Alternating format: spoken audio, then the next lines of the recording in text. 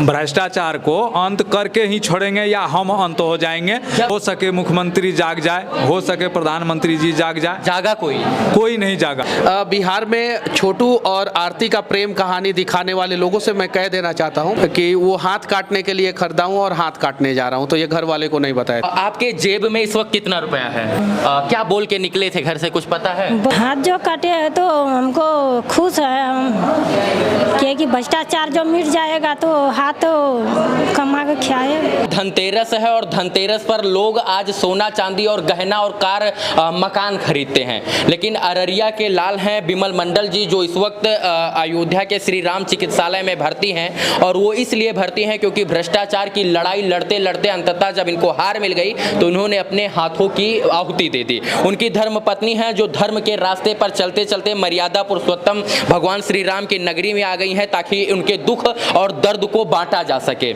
इन्होंने अपने बेटे को पढ़ाने के लिए, अपने परिवार, अपने समाज को पढ़ाने के लिए जो है हाथ नहीं काटा। इन्होंने समाज से बुराइयों को दूर करने के लिए, भ्रष्टाचार से लड़ाई लड़ने के लिए जो है, भ्रष्टाचार को खत्म करने के लिए अपने हाथों की आहुति दी। और 21वीं सदी के जो है, जो भ्रष्टाचार का पहाड़ जो काटने वाले, ये भ्रष्टाचार रूपी पहाड़ काटने वाले ये दशरथ मांझी है। मित्रों, आजादी के बाद शायद से कोई ऐसा व्यक्ति होगा जिसने भ्रष्टाचार के खिलाफ आवाज उठाते हुए अपने जो है हाथों की आहुति दे दी है। मनीष कश्यप जी आए हुए हैं बिहार से मिलने, हमें भी अयोध्या आना था, हम लोग इनसे मिलने इसलिए पहुंचे हैं ताकि इनका जो सुर्खियां जिस खबर को बनना चाहिए था वो खबर दब ना जाए, इसलिए हम लोग इनसे मिलने आए। इनकी धर्मपत्नी है। कैसे हैं आप? ठीक है। जो है आपने अपना हाथ जो काट लिया है, इसको जो है इलाज होने में कितना दिन लगेगा लगभग? इसमें 15 रोज और लग जाएंगे, 12 से 15 दिन में ये सही हो जाएंगे। फिर यहाँ से हम चलेंगे पटना गांधी मैदान में, अमरन अनशन पर हम बैठेंगे। मतलब भ्रष्टाचार के खिलाफ जो आपने जंग छेड़ी है उससे हार नहीं मांगेंगे, हाथ कटे या पैर? नहीं, उससे हार कैसे मानेंगे? उसको अंत करके ही छोड़ेंगे या हम अंत हो जाएंगे। भ्रष्टाचार को अंत करके ही छोड़ेंगे या हम अंत हो जाएंगे। जब आप बहुत 17 सालों से आपने ये युद्ध छेड़ा था, 17 साल से ये लड़ाई भ्रष्टाचार के खिलाफ लड़ रहे थे, और आप जिस प्रकार से दिख रहे हैं, आपको लोग पागल समझ सकते हैं लेकिन आप पागल हैं नहीं, मैं ऐसा सोचता हूँ। लोग आपको कहेंगे क्योंकि आपने हाथ काट लिया है, तो आप हार मारने वाले इंसानों में से नहीं दिख रहे हैं। तो आखिर क्या स्थिति आ गई कि हाथ काटना पड़ गया, वो भी अयोध्या के? फाइल जो 17 साल से जो 2006 से हम देना शुरू किए हैं, देते देते देते देते इतना अंदर मतलब जो है आ गए कि नहीं, अब वैसे नहीं बुझेगा, अब लगता है कि आगे का कुछ करना पड़ेगा। फिर हमने लिख करके जो दिए 3.5 महीना पहले कि उसका नाम अगर लेंगे, भगवान पुरुषोत्तम श्री राम जी का सौगंध अगर देंगे तो हो सके मुख्यमंत्री जाग जाए, हो सके प्रधानमंत्री जी जाग जाए। जागा कोई नहीं जागा। आप फिर से जगाएंगे? फिर से जगाएंगे। अब मैं जब आपने हाथ काटा सरयू तट पे स्नान करने के बाद, माता सरयू की गोद में स्नान करने के बाद जब आपने हाथ काटा, तो क्या आपके परिवार और घर के लोग उस वक्त साथ थे? नहीं, कोई नहीं साथ थे। कोई नहीं साथ था? नहीं, इन्होंने बताया ही नहीं था किसी को। साथ इनके परिवार वाले हमेशा इनके साथ खड़े हैं, लेकिन ये परिवार वाले को बताएंगे कि हम जा रहे हैं हाथ काटने, तो कोई परिवार वाला काटने देगा हाथ? बस ये जब अररिया से निकले तो इन्होंने कहा 1.5 किलो का एक जो है हाथ काटने वाला यंत्र ये लेकर। तो ये घर वाले को नहीं बताए थे कि मैं ये जो दाब जो खरीदा हूँ, जो दाब कहा जाता है अपने इधर, कि वो हाथ काटने के लिए खरीदा हूँ और हाथ काटने जा रहा हूँ, तो ये घर वाले को नहीं बताए थे। आप इनकी धर्म पत्नी हैं, जब इन्होंने हाथ काटा तो उससे पहले आपको बताया कि मैं हाथ काटने जा रहा हूँ? नहीं, हम लोग को नहीं जानता था। कुछ नहीं बताया? नहीं। क्या बोल के निकले थे घर से, कुछ पता है? बोल के निकले थे कि हम जाते हैं वहाँ पर अयोध्या, वहीं पर पूजा पाठ करेंगे। हाँ। और ये पत्र वत्र बहुत दिनों से लिख रहे हैं? हाँ, बहुत दिनों से लिख रहे हैं। आपको कैसे पता चला कि इन्होंने अपने हाथों की आहुति दे दिया है भ्रष्टाचार के खिलाफ लड़ते लड़ते? यहाँ पर से फोन गया तो हम लोग जाने। इनके हाथ को देखकर रोना वोना आया कि नहीं आया, कि इनका हाथ था, दोनों अच्छे से ये सारे काम करते थे, अब बिना हाथ के हो गए? बिना हाथ का हो गया। वहाँ पर तो घर में तो अथी मचा हुआ था, नहीं खाना बनते थे, नहीं को खाते थे, सब वहाँ पर कंता क्षमता था। कहा जाता है कि इन्होंने भ्रष्टाचार की लड़ाई में अपना कुछ जमीन भी बेच दिया है और परिवार भी है, बीबी बच्चे भी हैं, आप उनकी पत्नी हैं। अब आपका जीवन यापन कैसे चलेगा? चलेगा कि जब ठीक होगा तो चलेगा, जब भ्रष्टाचार जो मिटेगा तो चलेगा जीवन को। भ्रष्टाचार चाहती हैं कि मिट जाए आप भी? जी। इनके हाथ देने से दुखी हैं या ये सोच रही हैं कि चलिए एक सीना गर्व से ऊंचा हो गया है कि हमारे पति ने भ्रष्टाचार को मिटाने के लिए हाथ की आहुति दी है? हाथ जो काटे है तो हमको खुश है हम, क्योंकि भ्रष्टाचार जो मिट जाएगा तो हाथ तो कमा के खाए। अच्छा, जो है एक चीज़ ये बताइए, अभी इनके साथ आप हैं या इनको छोड़ देंगी? नहीं। इनके साथ भ्रष्टाचार की इस लड़ाई में साथ देंगी इनका? जी हाँ। पक्का? पक्का। हाथ कटने के बाद भी इनका साथ देंगी आप अपने पति का? जी।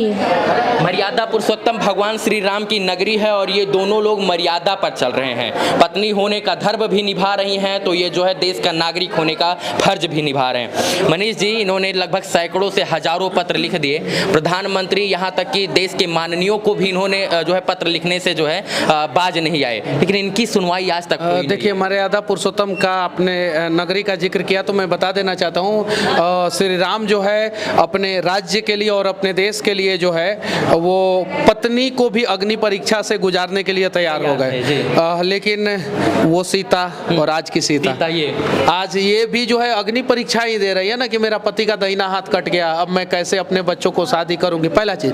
दूसरा चीज, बिहार में छोटू और आरती का प्रेम कहानी दिखाने वाले लोगों से मैं कह देना चाहता हूँ, ये देखिए ये भी प्रेम ही है। हाँ। ये पति पत्नी का प्रेम ही है और एक देश के प्रति ये अटूट प्रेम है, तो कभी ना टूटने वाला प्रेम है। उसके साथ साथ देश के लिए भी प्रेम है। तो इस कहानी को क्यों नहीं दिखाया जा रहा है उस हिसाब से जिस हिसाब से उसको दिखाया गया था? शायद इस कहानी को दिखाया जाए तो ना जाने कितने लोगों का जान बच जाएगा।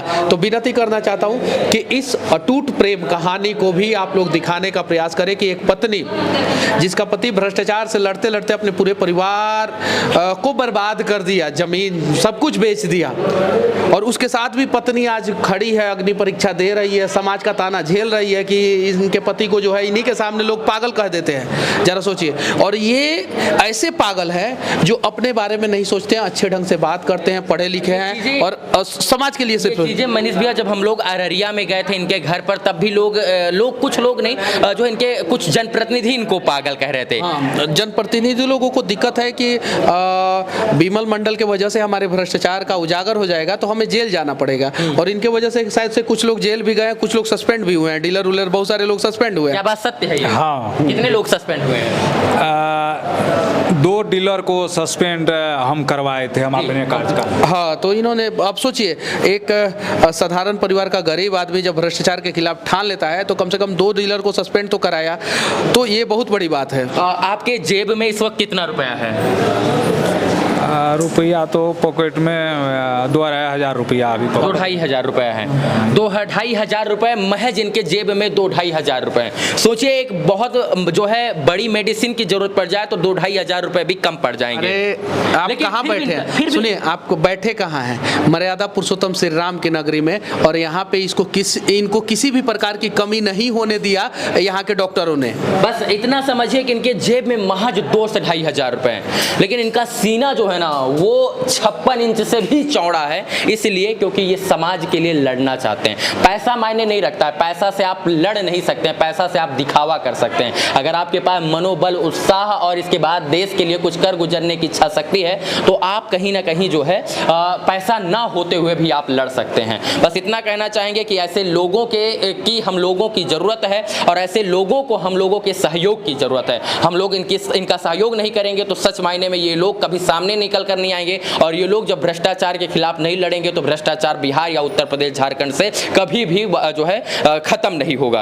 अंत में क्या कहना चाहेंगे मनीष? अंत में कहना चाहूंगा एक जज्बा की कहानी, एक भ्रष्टाचार से लड़ने का हिम्मत का कहानी, और एक प्रेम की कहानी जो है पूरे दुनिया को देखना चाहिए और पूरे बिहार को देखना चाहिए। क्या पता बिहार बदल जाए, दुनिया बदल जाए। एक आरती छोटू के प्रेम प्रसंग को लेके अररिया को वैश्विक स्तर पर पहचान मिल गई, लेकिन जो है आरती आरती और छोटू से ज़्यादा त्याग इन्होंने किया 17 साल में, और उससे बड़ा बलिदान दिया इन्होंने अपने हाथ का, फिर भी इनको वो पहचान नहीं मिल पाई जो पहचान सच मायने में मिलनी चाहिए। जिस प्रकार से आरती और छोटू के केस में अररिया में दिन रात मीडिया वालों का तांता लगा रहता था, और इसके बाद जो है नेशनल चैनल वाले वहाँ 30-30 मिनट इंटरव्यू करते थे, वही नेशनल चैनल वाले अगर अपने हेडलाइन में इनको जो है सुर्खियाँ बना लेते तो शायद से आज इनका जो है भविष्य उज्जवल होता, और कहीं ना कहीं अररिया का भी भविष्य उज्जवल होता। अंत में इतना कहना चाहेंगे कि जब हम लोग थे तो वहाँ पर 50-60 लोग मनीष जी थे, नहीं कम से कम 500 लोग, 500 लोग, मिनिमम 500 लोग। और हम लोगों के आने के बाद आप गांव वालों से पूछ लीजिए, कम से कम 500। अब वहाँ कितने लोग हैं? अब पता नहीं, वहाँ पे तो एक